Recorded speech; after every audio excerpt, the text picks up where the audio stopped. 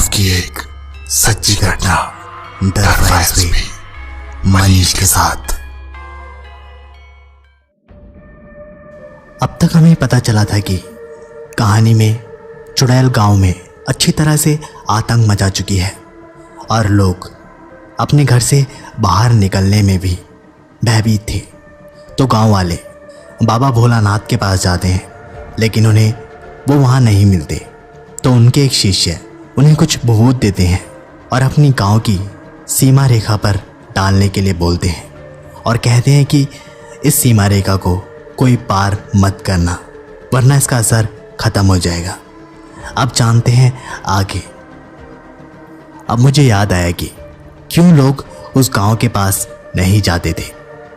कुछ साल पहले वहाँ एक औरत डूबकर मर गई थी, ऐसा हमारे यहाँ के गांव वाले कहते हैं।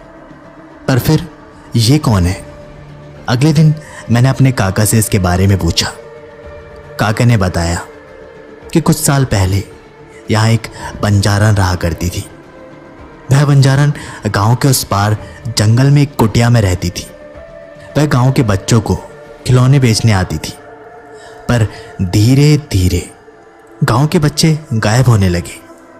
किसी को पता नहीं चलता कि बच्चे कहाँ चले जाते थे। एक अजीब बात थी कि जो भी बच्चा गायब होता था तो उसका खिलौना टूट जाता था।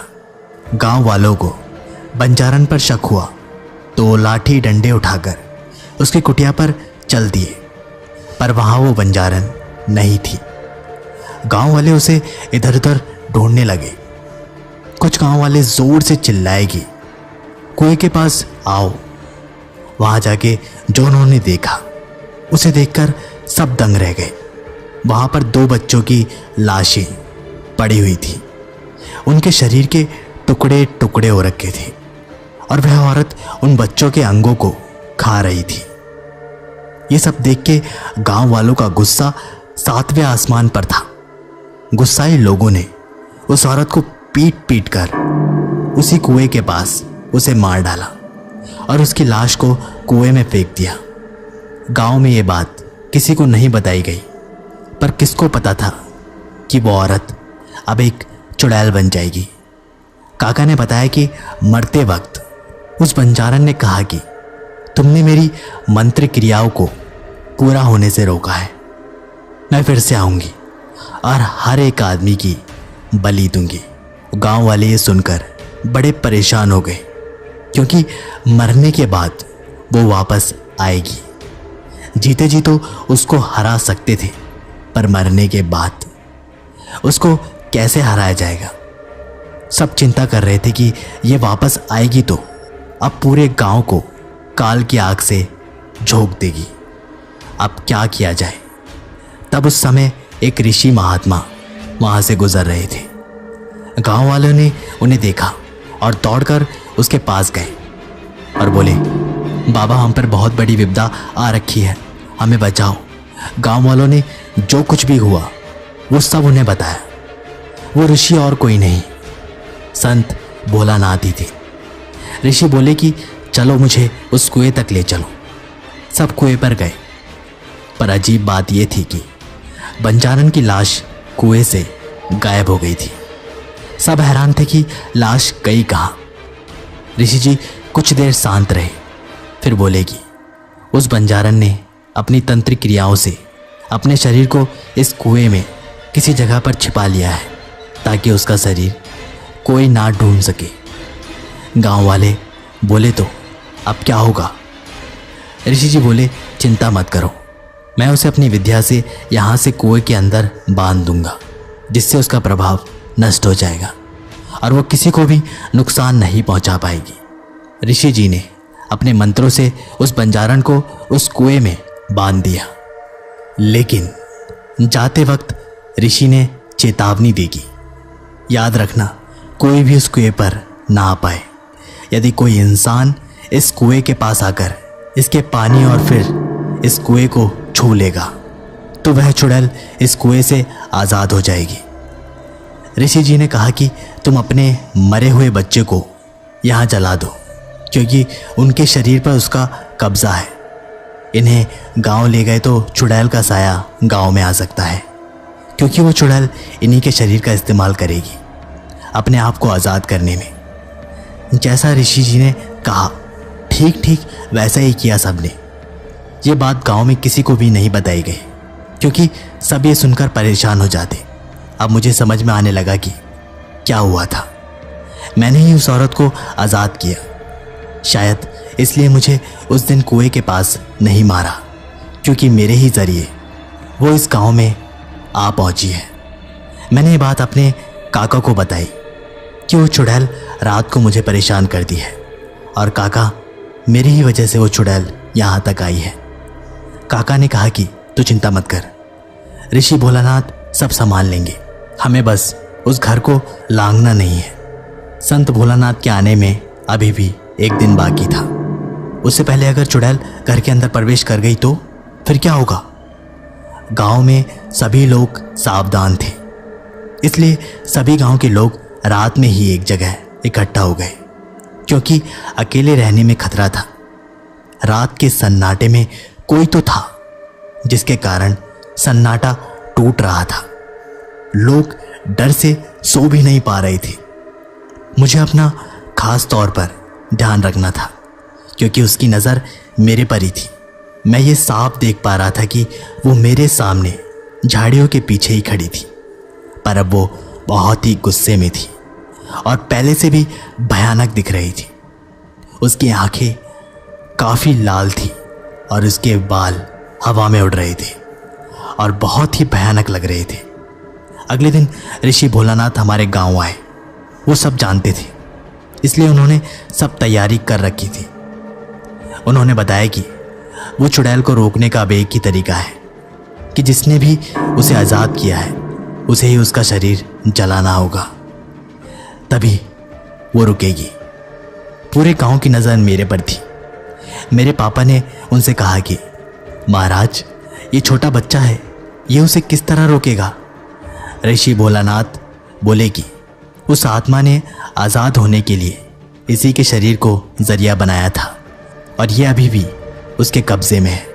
भोलानाथ मेरी तरफ देखने लगे। मैंने उन्हें सारी बातें बताई कि किस तरह वो रात में आती है और मंत्र पढ़ती है। संत जी बोले कि मुझे उसने अपनी बलि के लिए तैयार किया है।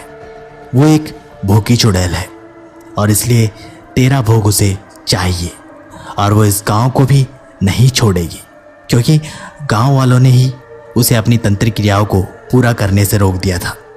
अब सिर्फ एक ही उपाय है कि उसका शरीर ढूंढा जाए और उसे नष्ट किया जाए, तभी वह मर सकेगी। उन्होंने अपने शिष्य को गंगा जल दिया और कहा कि इसे गांव के चारों ओर छिड़क दो ताकि गांव शुद्ध हो जाए। संत भोलानाथ जी ने कहा कि कुएं के अंदर चुड़ैल का शरीर है जिसे बाहर निकालना होगा। ये काम किसी और का नहीं बल्कि तुम्हें ही करना है। मैं डर गया कि मैं कैसे उसका सामना करूंगा। वो मुझे तो मेरे इतने कहने से पहले ही संत भोलानाथ ने कहा कि तुम चिंता मत करो, वो चुड़ैल तुम्हें छू भी नहीं पाएगी। उन्होंने मुझे एक रुद्राक्ष की माला दी और कहा, यह माला तुम मामूली मत समझना। ये मेरे गुरुदेव संत श्री श्री स्वामी रामानंद जी सागर की रुद्राक्ष माला है। यह हिमालय में उनकी कड़ी तपस्या का फल है। उन्होंने इस माला को मुझे भेंट में दिया था और कहा था कि इसके प्रभाव से बुरी ताकतें कमज़ोर पड़ती हैं। मैं सोच में पड़ गया। संत जी ने मुझे यह कहा कि चिंता मत करो, अपने डर को काबू रखो। मैंने वो माला पहन ली। गुरुदेव ने कहा कि गांव का कोई भी आदमी गांव से बाहर नहीं निकले। गुरुदेव, मैं और उनके शिष्यों को हम सब जंगल में उस जगह पर पहुंचे जहां मुझे सबसे पहले वो चुड़ैल मिली थी। गुरुदेव ने कहा कि आगे का सफ़र तुम्हें अकेले ही तय करना है। याद रखना, ये रुद्राक्ष की माला गले से किसी भी तरह ना उतरे। कुएं में उतरकर और उसका शरीर ढूंढकर उस पर एक गंगा जल डाल देना और हमारे पास आ जाना। बस फिर सब ठीक हो जाएगा। भगवान पर विश्वास रखो, वो तुम्हारी मदद करेंगे। मुझे बहुत डर लग रहा था क्योंकि ये सब इतना आसान नहीं था। वह चुड़ैल बहुत ही ताकतवर थी, पर मुझे हिम्मत बढ़ानी होगी। मैं कुएं के पास पहुंचा। वहाँ एकदम सुनसान था। वो चुड़ैल वहाँ नहीं थी। मुझे बहुत डर लग रहा था, पर मैंने खुद पर काबू रखा और मैं कुएं में धीरे धीरे उतरने लगा। कुएं में पानी बहुत ही कम था, पर इतना था कि मेरी कमर पूरी डूब जाए। मैं कुएं के अंतिम भाग में था, जहाँ से मुझे पानी के अंदर उतरना था। वहाँ पर मुझे बहुत ही गंदी बदबू आने लगी थी। मेरे पानी में उतरने से पहले ही मुझे एक आवाज़ ने रोका। वो चुड़ैल ही थी। वो पानी में से बाहर आई। पहली बार मैंने उस चुड़ैल को इतने पास से देखा था, और सच बताऊं तो वो पहले से भी ज़्यादा भयानक लग रही थी। लंबे लंबे बाल और बड़ी बड़ी लाल आंखें, बड़े बड़े पैने दांत और हाथों में एक कुल्हाड़ी थी।